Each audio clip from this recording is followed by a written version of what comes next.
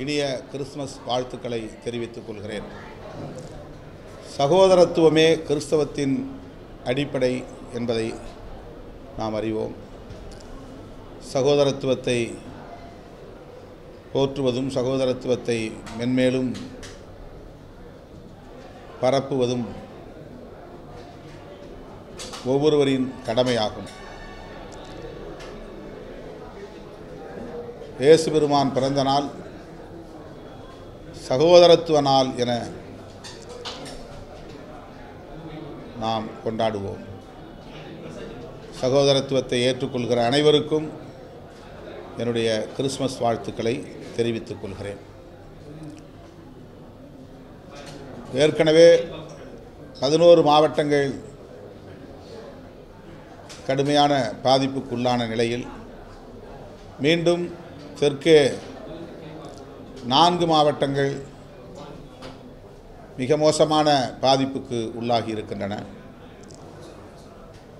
புயல், மழை, வெள்ளம் ஆகியவற்றால் பாதிக்கப்பட்டிருக்கிற மக்கள் இன்னும் அந்த துயர் நிலையிலிருந்து மீள முடியவில்லை. முதல் நாளிலிருந்தே புயல் மழை பெய்த முதல் நாளிலிருந்தே முதல்வர் உள்ளிட்ட அமைச்சரவையை சார்ந்த அனைவரும், அதிகாரிகள் பலரும் களத்திலே நின்று மக்களுக்கு ஆறுதலாக கடமையாற்றி வருகிறார்கள்.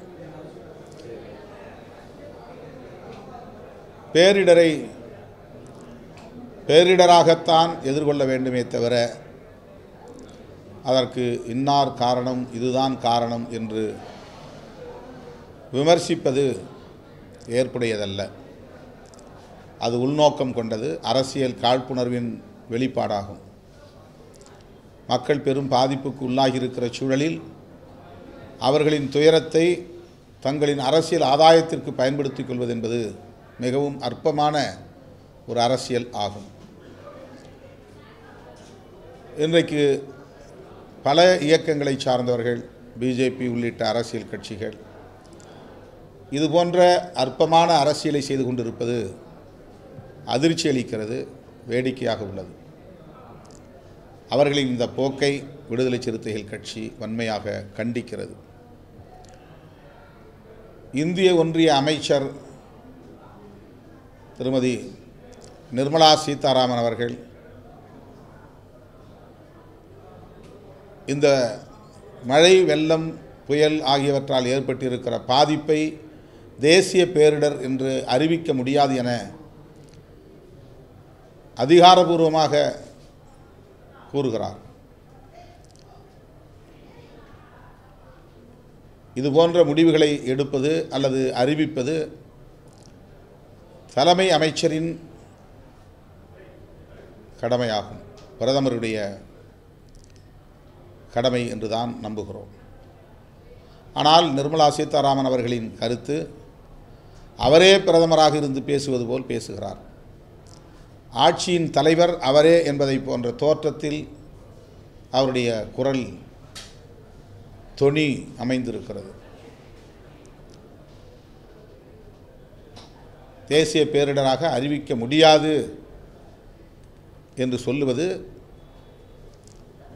பாதிக்கப்பட்ட மக்களை மேலும் காயப்படுத்துவதாகும்.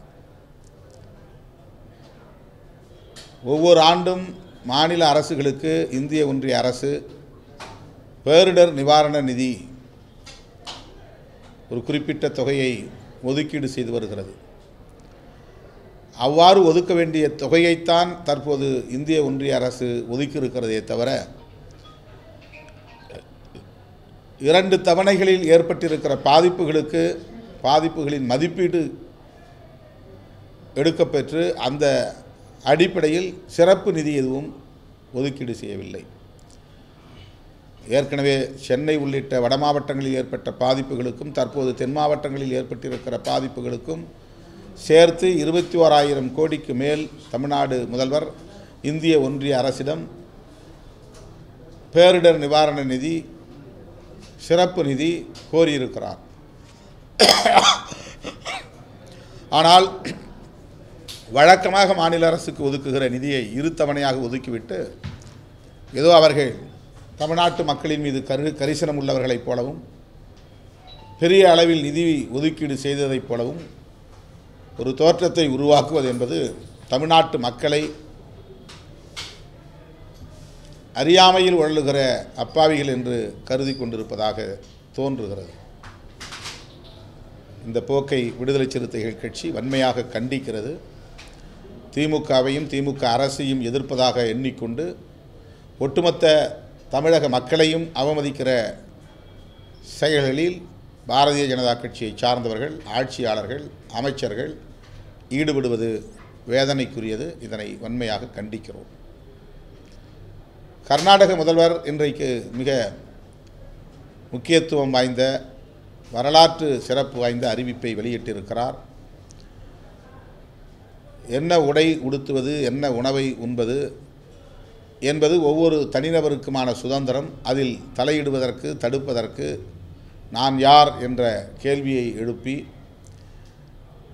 பாஜக ஆட்சி காலத்தில் இருந்த ஹிஜாப் உடைக்கு விதிக்கப்பட்ட தடையை நீக்கி ஆணை பிறப்பித்திருக்கிறார். சித்தராமையா அவர்களுக்கு விடுதலை சிறுத்தைகள் கட்சி மனம் நிறைந்த பாராட்டுகளையும் வாழ்த்துக்களையும் தெரிவித்துக் கொள்கிறது. அவர் ஒரு முற்போக்கான ஜனநாயக சிந்தனையாளர் என்பதை இந்த நடவடிக்கையின் மூலம் உறுதிப்படுத்தியிருக்கிறார். அவருக்கு எமது மனம் நிறைந்த பாராட்டுகள்.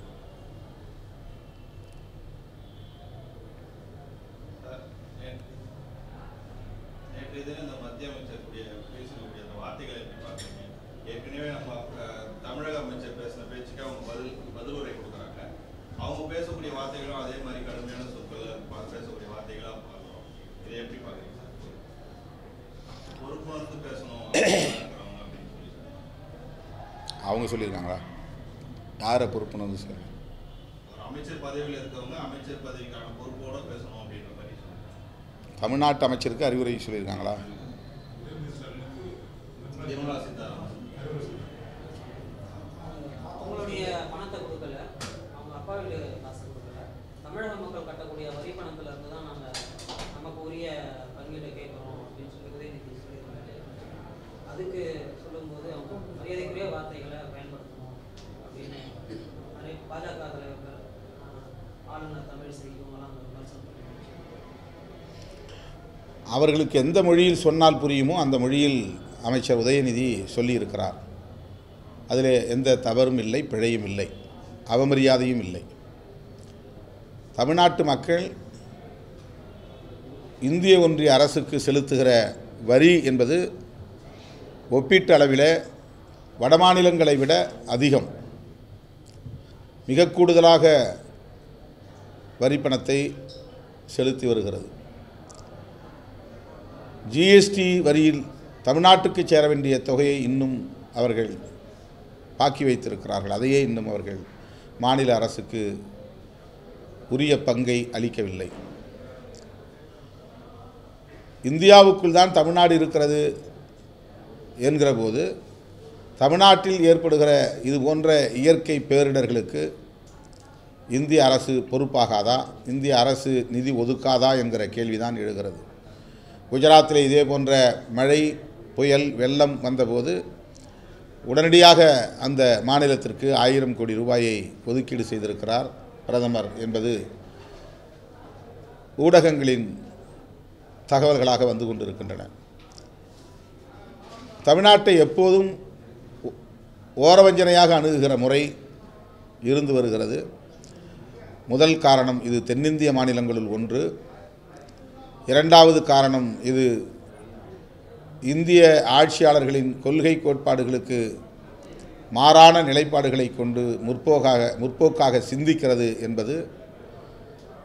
மூன்றாவதாக பிஜேபி அல்லாத ஒரு கட்சி ஆளுகிற மாநிலம், அதிலும் குறிப்பாக திமுக ஆளுகிற மாநிலம் என்பதனால் இப்படிப்பட்ட ஓரவஞ்சனை அணுகுமுறையை அவர்கள் கையாளுகிறார்கள். இது மக்கள் விரோத, ஜனநாயக விரோத நடவடிக்கையாகும். அமைச்சர் உதயநிதி அவர்களுக்கு அறிவுரை சொல்லக்கூடிய இந்திய ஒன்றிய அமைச்சர் நிர்மலா சீதாராமன் அவர்களுக்கு யார் அறிவுரை சொல்வது என்கிற நிலைதான் உள்ளது. அவருக்கும் அறிவுரை சொல்ல வேண்டும் என்கிற நிலையிலிருந்து தான் அவரும் தன்னுடைய பொறுப்பை உணர்ந்து பேச வேண்டிய நிலையில் இருக்கிறார் என்பதை விடுதலை சிறுத்தைகள் கட்சி சுட்டி காட்டுகிறது. எப்போதும் இல்லாத அளவிற்கு ஆளுநர் மாளிகையில் தென் மாவட்ட வெள்ளங்களில் ஏற்படக்கூடிய பாதிப்பு அது குறித்த நிவாரண பணிகள்லாம் சேகரிக்கிறதுக்காக ஆளுநரே மத்திய பாதுகாப்பு அதிகாரிகளோட ஒரு ஆலோசனை கூட்டம் போட்டிருந்தார்.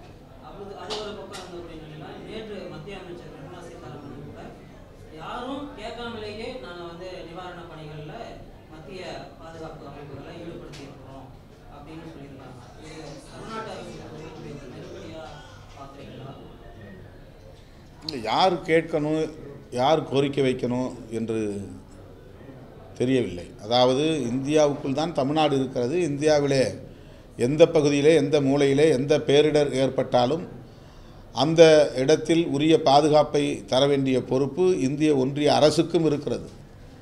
அவர்களுக்கு கோரிக்கை வைத்து இதை செய்யுங்கள் என்று கேட்பதற்கு தமிழ்நாடு அண்டை நாடு அல்ல, இந்தியாவின் ஒரு பகுதி தான். இதிலே அவர்கள் பீற்றிக்கொள்வதற்கு எதுவும் இல்லை. தனிப்பட்ட முறையில் ஏதோ அவர்கள் அமைச்சர் உதயநிதி அவர்கள் சொல்வதைப் போல அவர்கள் வீட்டு பணத்தை எடுத்து வந்து செலவு செய்வதைப் போல ஒரு தோற்றத்தை ஏற்படுத்துகிறார்கள். மக்கள் வரிப்பணத்தில் மக்களுக்குரிய பாதுகாப்பை தருவது மக்களுக்காக ஆட்சி அதிகாரத்தில் இருப்பவர்களின் கடமை. அதைத்தான் அவர்கள் செய்கிறார்கள். இன்னொரு புறம் தமிழ்நாடு அரசுக்கு மாநில அரசுக்கு நெருக்கடி தர வேண்டும் என்கிற அடிப்படையிலும் அந்த கண்ணோட்டத்தில் இந்த வேலைகளை எல்லாம் அவர்கள் செய்வதாகவும் உணர வேண்டியிருக்கிறது, புரிந்து கொள்ள வேண்டியிருக்கிறது. இந்த போக்கு அரசியல் அறம் சார்ந்ததில்லை. இதை வன்மையாக விடுதலை சிறுத்தைகள் கட்சி கண்டிக்கிறது. இதுபோன்ற எந்த மாநிலங்களிலும் ஆளுநர் அரசு அதிகாரிகளை அழைச்சி தனியாக வெள்ள பாதிப்புகளை பார்வையிடுவதற்கோ இல்லை சேதம் கணக்கிடுவதற்கோ ஒரு கூட்டம் போடுற மாதிரி அதாவது போட்டி அரசு நடத்துவது போல் ஆளுநர் செயல்பட்டு கொண்டிருக்கிறார். மக்களால் தேர்ந்தெடுக்கப்பட்ட அரசை அலட்சியப்படுத்துகிறார், அவமதிக்கிறார். ஆகவேதான் ஆளுநர் தேவையில்லை, அவரை திரும்ப பெற வேண்டும் என்று நாம் தொடர்ந்து வலியுறுத்தி வருகிறோம். அவருடைய போக்குகள் அரசமைப்பு சட்டத்திற்கே எதிரானது என்பதை மீண்டும் சுட்டிக்காட்ட விரும்புகிறோம். அவர் தன்னுடைய அணுகுமுறையை மாற்றிக்கொள்ள வேண்டும்.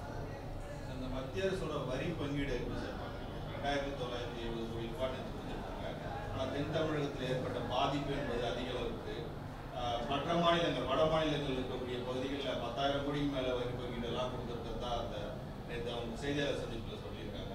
இதை எப்படி சார் பார்க்குறீங்க? இந்த தேவை இருக்குல்ல, தென் மாவட்டத்தில் ஒரு பாதிப்பு இருக்குது, அரசு இங்கே போய் செயல்படணுன்ற ஒரு விவகாரம் இருக்குது.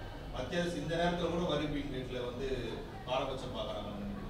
அதுதான் ஒரே வரியில் நான் சொல்லுகிறேன். தமிழ்நாட்டை மாற்றான் தாய் மனப்பான்மையோடு பார்க்கிற ஒரு அணுகுமுறை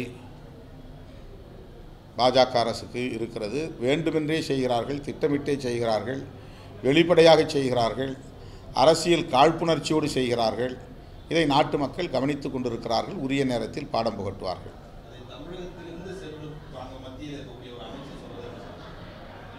யாரு யாரு அவங்க தமிழ்நாடுன்னெலாம் பார்க்க வேண்டியதில்லை. அவங்க பிஜேபி அமைச்சர், அவ்வளவுதான். தமிழ்நாடுன்னு அவங்கள நம்ம உரிமைக்கு வரணும், கிளைம் பண்ணிக்கணும். அவங்க ஒரு பிஜேபி மினிஸ்டர், அவ்வளவுதான்.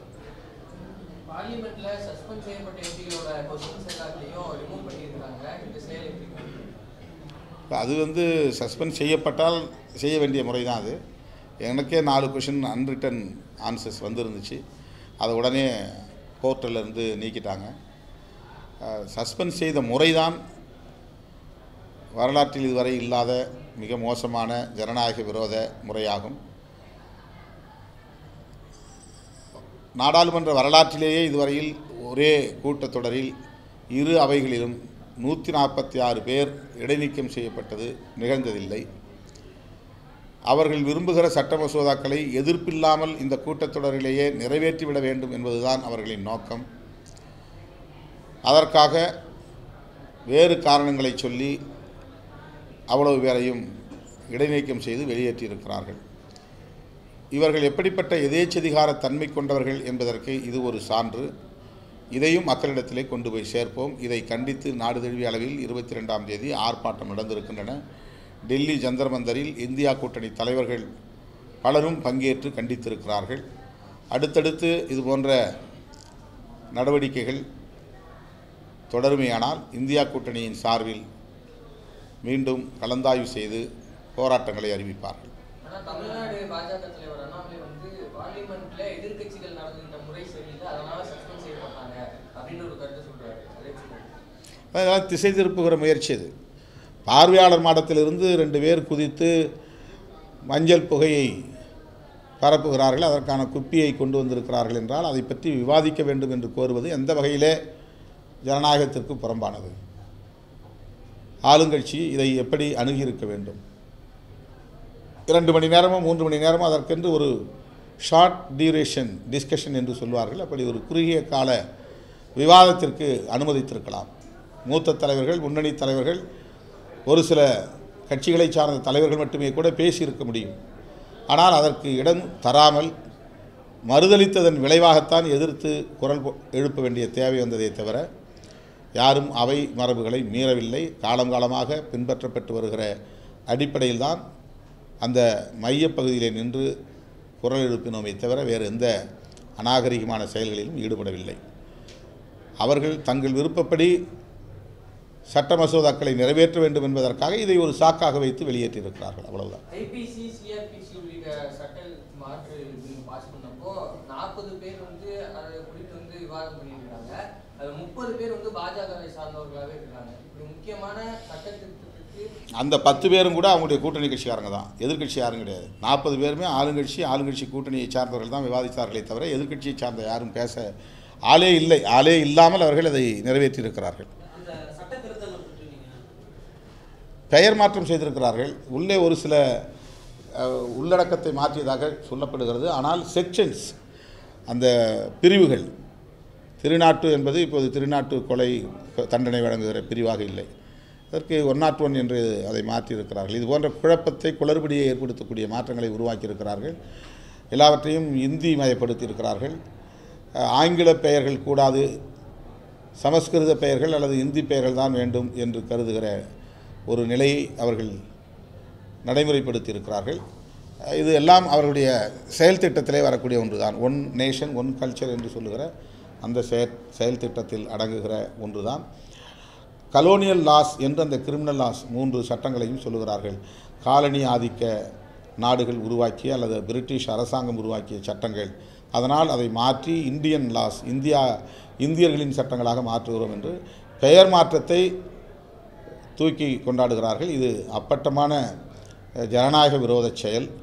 இந்தியா என்றால் இந்தி என்ற ஒரு நிலையை அவர்கள் கொண்டு வர பார்க்கிறார்கள். தலைமை தேர்தல் அதிகாரி குறித்த தேர்வுக்கான சட்டத்திட்டமும் இருக்குது. இந்த சட்டத்தை எப்படி பாருங்க? அது உச்சநீதிமன்ற தீர்ப்புக்கே எதிரான ஒரு நிலைப்பாடு. ஏற்கனவே சுப்ரீம் கோர்ட், உச்சநீதிமன்றம் ஒரு தீர்ப்பு வழங்கியிருக்கிறது. ஒரு செலெக்ஷன் கமிட்டி போடணும், அந்த செலெக்ஷன் கமிட்டியில் சிஜேஐ, இந்திய தலைமை நீதிபதி இடம்பெறணும் அப்படிங்கிறது தான் அந்த தீர்ப்பு. ஆனால் அதற்கு மாறாக அவர் இடம்பெறாத வகையிலே ஒரு சட்டத்தை கொண்டு வந்திருக்கிறார்கள். அவர்கள் நடைபெறப்போகிற நாடாளுமன்ற பொதுத் தேர்தலை நேர்மையாக நடத்துவதற்கு தயாராக இல்லை என்பது இதிலிருந்து தெரிகிறது. இந்த சட்டம் அதைத்தான் உறுதிப்படுத்துகிறது. இந்த வீடியோ உங்களுக்கு பிடிச்சிருந்தா ப்ளீஸ் லைக் அண்ட் ஷேர் பண்ணுங்க. மறக்காம எங்க சேனலை சப்ஸ்கிரைபும் பண்ணுங்க.